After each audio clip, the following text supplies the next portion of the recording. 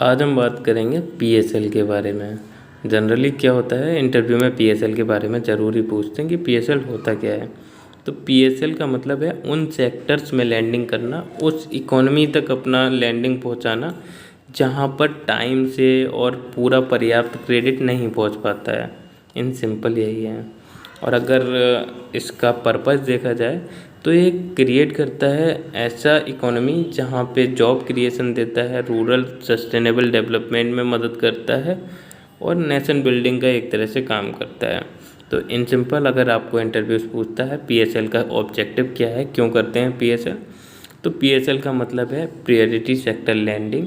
इसके तहत उन सेक्टर्स ऑफ इकोनॉमी के लोन दिया जाता है जहाँ तक पर्याप्त क्रेडिट नहीं पहुँच पाता है समय से, और ये एक नेशन बिल्डिंग का काम करता है जिसके तहत जॉब क्रिएट होती हैं, रूरल एंड सस्टेनेबल डेवलपमेंट होता है। बस फिर आता है पीएसएल के कितने सेक्टर्स हैं, तो टोटल 8 सेक्टर हैं।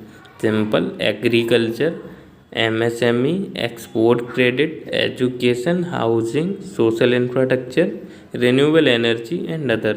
इसे आप कनेक्ट कर सकते हो बजट के साथ। बजट के भी 4 इंजन थे जिसमें से 3 यही थे, एग्रीकल्चर, एमएसएमई और एक्सपोर्ट क्रेडिट।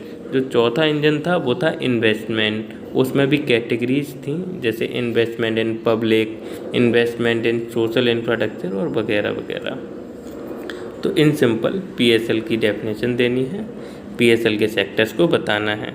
अब इसमें आप थोड़ा सा ध्यान दीजिए कि मतलब जो कोर सेक्टर्स जो अपनी इकोनॉमी के हैं वही इसके 8 सेक्टर हैं।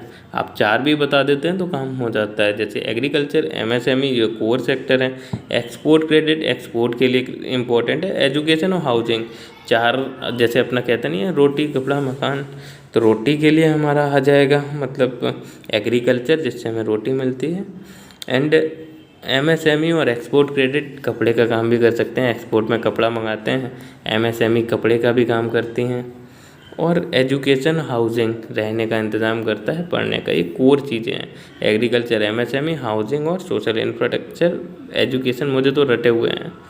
तो यही है, 8 सेक्टर है, कोई वैसे बड़ी बात भी नहीं है, लेकिन 2 नंबर इंटरव्यू में पक्के कराते हैं।